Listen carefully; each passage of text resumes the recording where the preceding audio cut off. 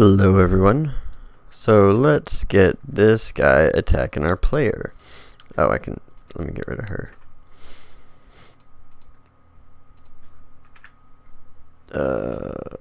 Force delete. Alright, so what we want to do is we want to open up our base enemy class.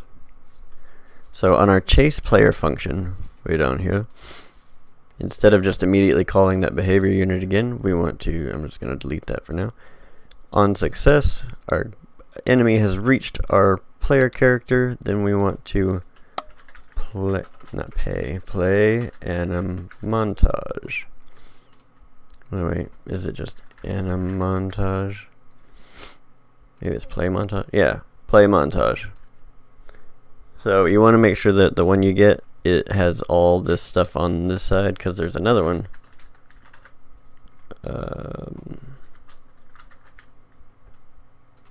Oh, there's this one that looks like the right one, but it doesn't have all that stuff. We need this one. So we'll delete that one. So in the Skeletal Mesh component, we want to just connect our mesh to there.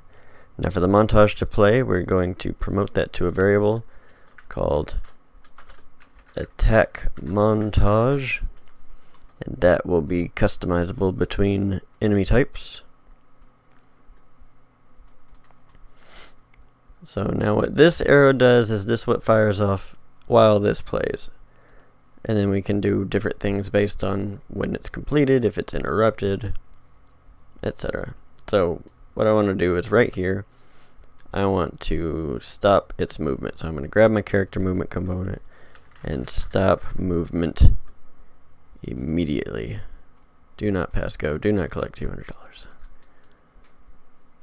So I want to stop movement immediately, and just as a safety precaution, I'll probably just go ahead and set its walk speed to 0, just to make sure it doesn't start floating around while it's doing its animation. Now right here we're going to be adding notifies to each montage. We need to make sure that they're going to be the same because they're all going to be calling off this.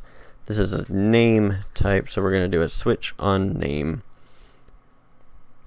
So on notify begin hooks directly to that switch, and we're going to add 2 pins. The first one will be attack trace, and the second, I can't remember at the current moment. Maybe there's just one. I'll leave it there just in case I remember, but for now just the attack trace one. So now on completed we'll do our delay,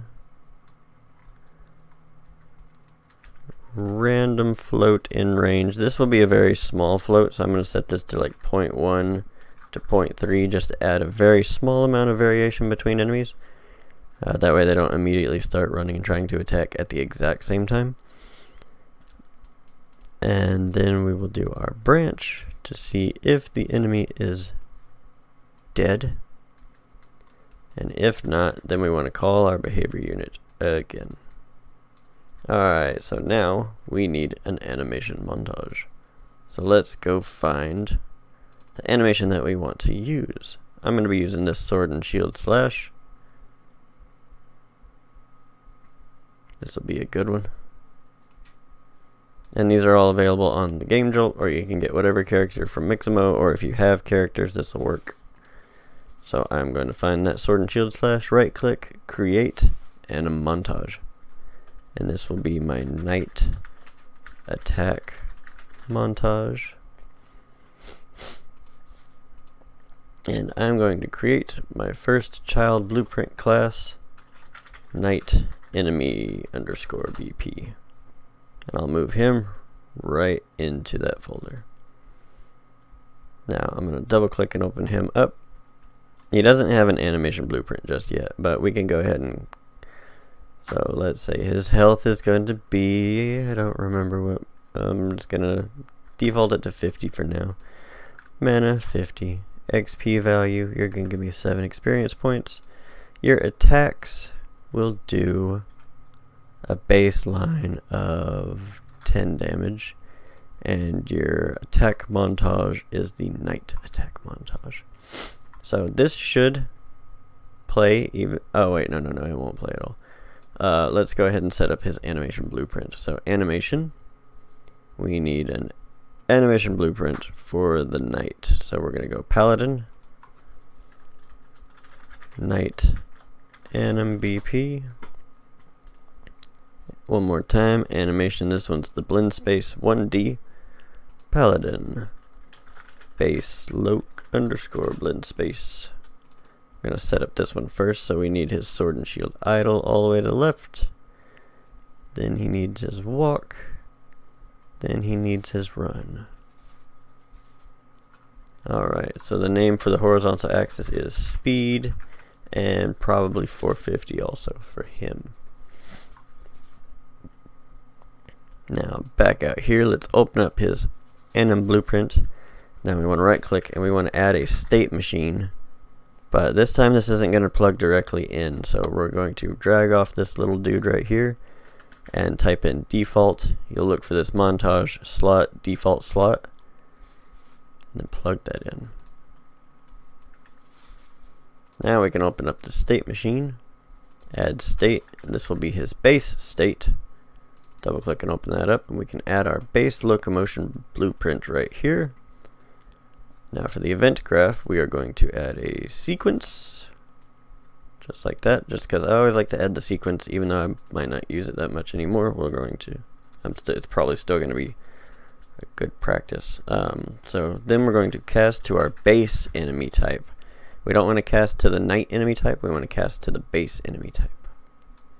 We'll plug this try-get pawn owner right here. Slide to the right. Oh, I'm going to have that slide to the left song stuck in my head now. Alright, as base enemy, let's promote that to a variable called enemy ref. And then we will get its velocity. Oops. And its actor rotation, because we're going to set up some strafing later on. So from that, we'll calculate direction. So just drag off CA, calculate direction, bam, right there, good to go. Plug that in. From the velocity, we're going to do vector length, not vector length squared, but vector length. Now from calculate direction, we'll promote that to a variable called direction. Plug that right there. From vector length, promote that to a variable called speed. Plug that in right there. Compile that, and there you go. Now over in our base state, we just need to hook that speed variable up real quick. So we'll drop that on right there. Compile that, save that.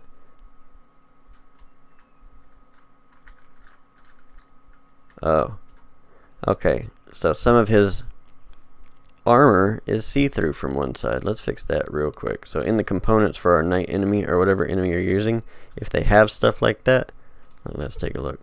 So if you got an enemy that's got that kind of, you can see through them in certain areas, all you gotta do is open their material, highlight this main material node, and then hit two-sided. Apply that, save that, check that, and then that looks a lot better. He's still got that, that's just the gold right there. So yeah, that looks a lot better. Alright, so I'm gonna delete that bad boy. Night enemy replaced with that. So for our night enemy, we want to go in here to the mesh. For the animation blueprint, night. I am gonna adjust his acceleration and such. So for max acceleration, I'm gonna do the same thing as the character. 768. Braking friction is 0.8. Your max walk speed 450 for now, and the braking deceleration down to 0. So we should be able to jump in and see. Please don't crash. Oh, okay. So yeah, look, he's running around. Now, of course, he won't be running around when he's just kind of patrolling. We'll adjust that in just a minute. But when he sees me, he should run up and try to swing his weapon at me. Yeah, okay. It's a rave! Alright, let's fix that. So, that's in the base enemy class. So we'll just grab all of this, not you. Move this way. We'll add a do once right here. And hook the completed to the play montage. We'll add a custom event called release attack. If I could spell anything, it would be great.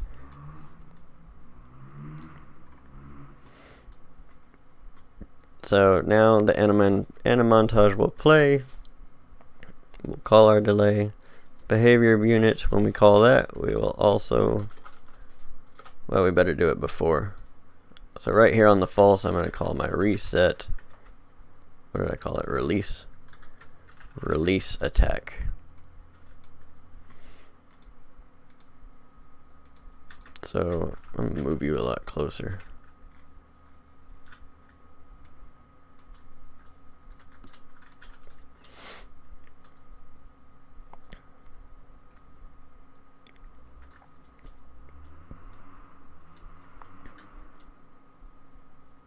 Yeah, now he's attacking.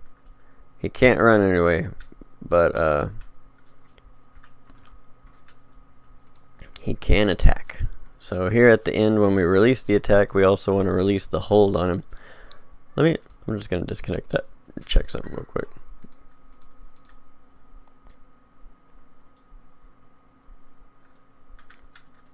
What you doing?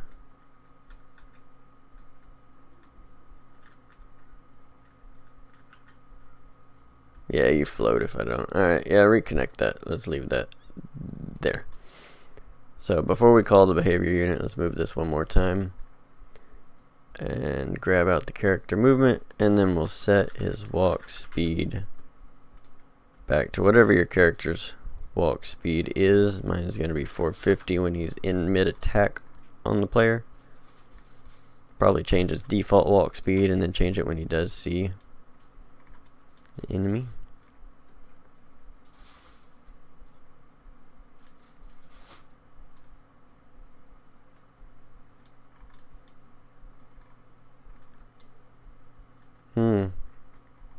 So I noticed there that he kind of had a little hiccup. He was looking at me, but then he kind of ran off and did his own thing.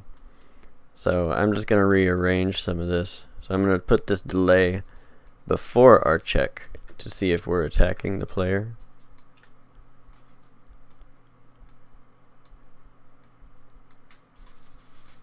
So move that here, move you up, and you up. And then I'll do the same thing on the other one. So disconnect, disconnect, alt left click to disconnect if you need that. Move you over, connect you.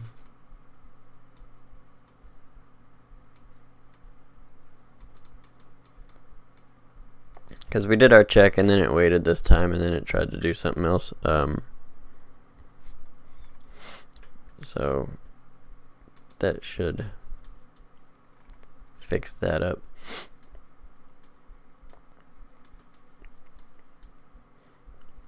Alright, now let's try that one more time.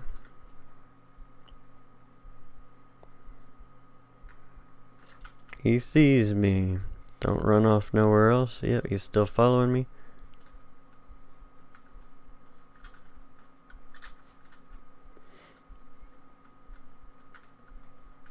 It's kind of got a little bit of a herky-jerky kind of animation to it, but we're going to fix that in just a second. But the important part is he's running and trying to lay waste to our tribe or whatever. So, alright. Let's do another fix real quick. So what I want to do is right here at the beginning when he's about to play the montage, I want to add a boolean attacking player question mark. I think I deleted this on the last one, but yeah, it turns out we do need it. So we'll add it back, set it to true here.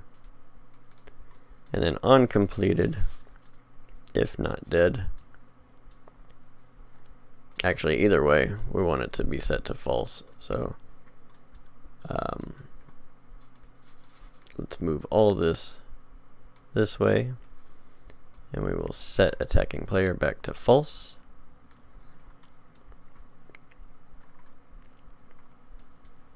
And so right here at the end, I want to call a custom event that I haven't made yet. So we're going to add a custom event called track player that we'll go ahead and call right now. Track player, plug that in right there. And now for this, what we want to do is we want to do a branch, because we want to see, are we currently attacking the player? And if so, we want to update our character's rotation. So we want to set actor rotation. We'll hook that to the true if we are attacking the player. Now for the new rotation, we want to find look at rotation. We're going to disconnect this because we're actually going to split this one and this one, because we only want the Z. If we have it on the X and the Y, then they'll start rotating and floating around real weird. But the start will be our actor world rotation. Is that right? No. Get actor location. This is where we're starting. And now we want to get our attack target.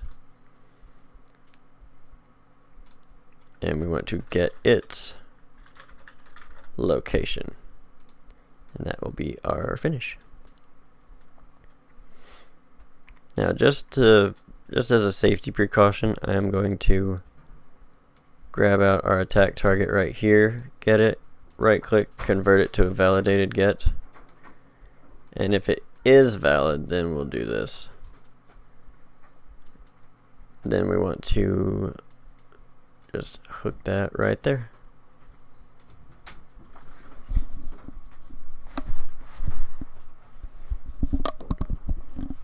Then we need to add a small delay at the end. So D left click, hold that. Duration be 0.01.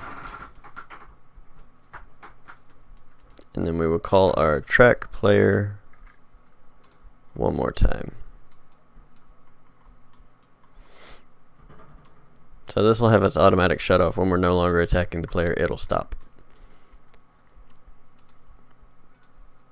So if we check that real quick, it should get rid of that herky-jerky kind of animation.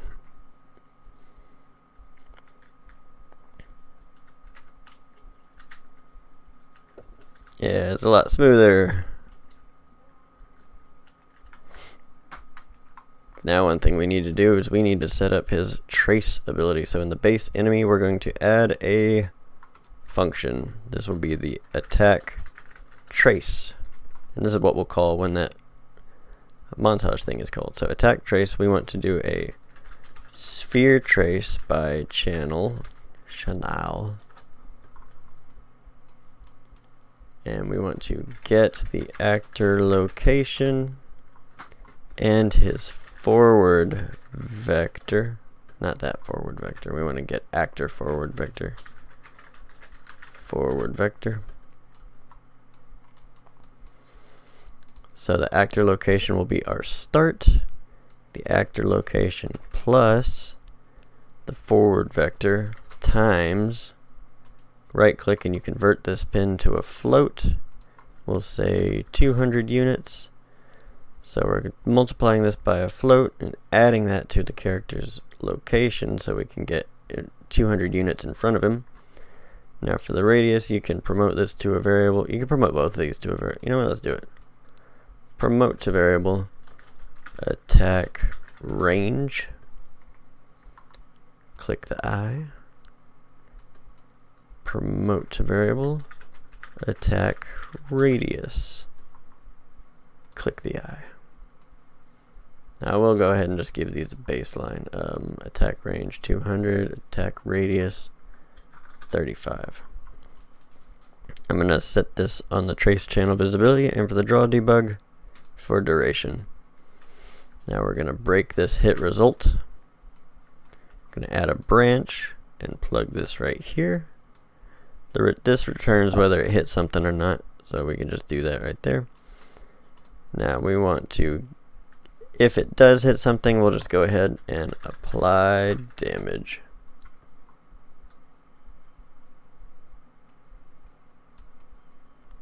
And the damage we apply will be our attack. Well, let's get our attack damage. And then we'll do range. Wait.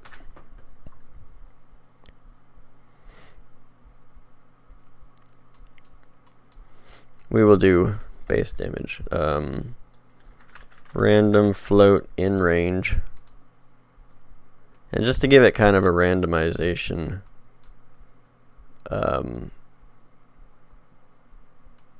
we'll do our attack damage subtract for the minimum and attack damage plus for the maximum.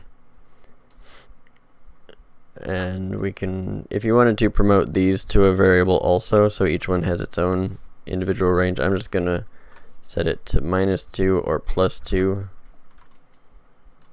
And then on the other end, I'm just going to round to int and then convert it right here. That way it's not going to leave decimals. This way, just so that when they attack, they might do 3, they might do 5, they might do 7. It gives it a little bit more variety. Alright, I'm going to compile and save that real quick. In the event graph, on attack trace, we just call our attack trace function just like that. Now, one thing we do need to do is we need to go into our night montage, and right about where you think, like right there is about where he'd be connecting. Right here on notifies, I'm going to add a notify. I'm not going to use these. There's this one called Montage Notify. This is the one we want. So once that's added, you can click it, and over here you can set its notify name. Now just to double check what I called that, that was attack trace, no space. So I'm going to call it attack trace. Now it does need to be spelled exactly the same, capitalized the same, formatted the same, so no spaces. But let's double check that, because we should see that if it functions right, we should see the red line pop up that he's attacking. Okay, it's popping up at least, but why?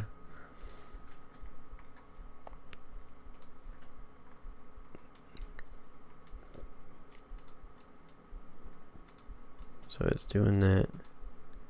Setting the, oh, I bet.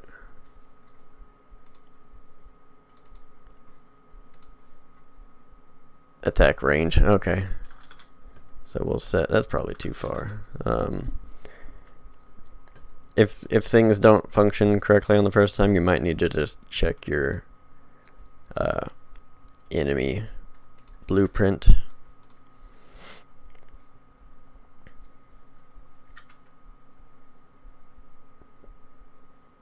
That's looking good. Kind of messed my camera up a little bit, but that's just because of the collision on him.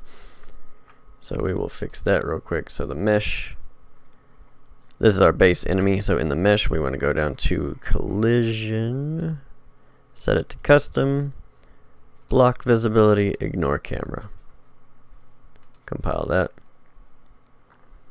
And we'll do the same thing on our player. So edit player. The mesh, we want to go down, custom, block visibility. We don't have to worry about the camera because the character never gets caught up by the camera. Now that we have our base enemy set up, let's go into our night enemy, highlight the mesh, and I want to add a skeletal mesh. Is it a skeletal mesh? Whatever your weapons are. I think his is a, I think the ones I have are skeletal meshes. So this will be his sword. and I'm going to parent it to his right hand, and I'm just going to look for a sword. I don't care which one particularly. Not that one. I do care particularly.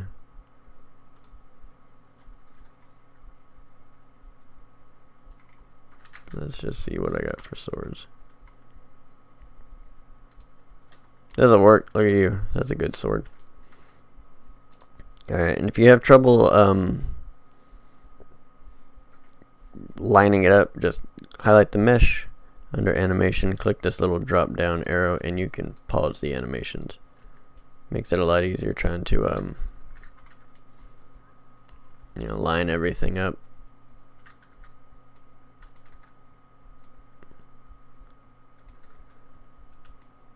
So we'll just line it up in place. That's a big sword.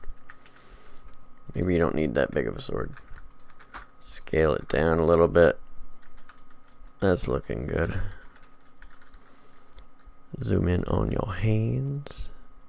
Line it up with your hands. Alright, so the way someone would hold a sword is generally the blade would be lined up with about this knuckle spacing. So we'll just kind of like that.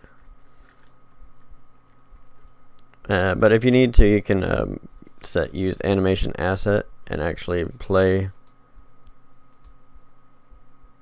nothing. He has no anime. Alright, blueprint. Alright, whatever.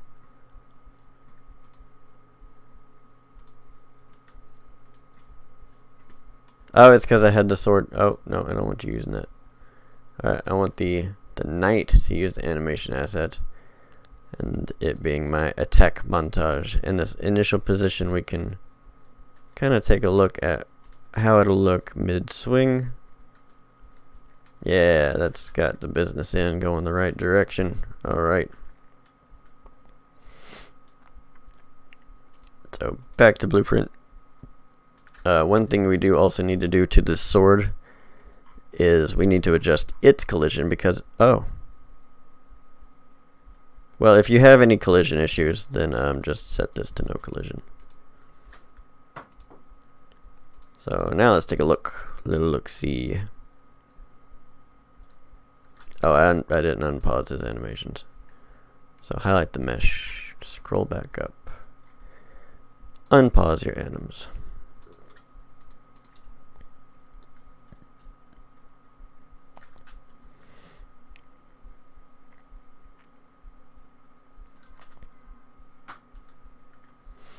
Now he's hitting her.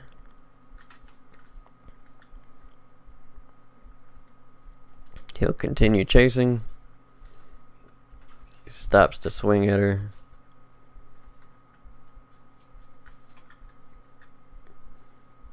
And that's working like we want. Now you notice that the player is not taking any damage. 28 minutes. I got time. Alright, one last thing we'll do real quick is just to make our character take damage. There's a mess in here, isn't it? We'll fix this soon. But we want to just right click inside our player blueprint and do any damage, event any damage. Now we'll find our current health. And then we want to subtract the damage we're taking from our current health so that we can adjust and reset our current health to this new amount. So just to show you real quick.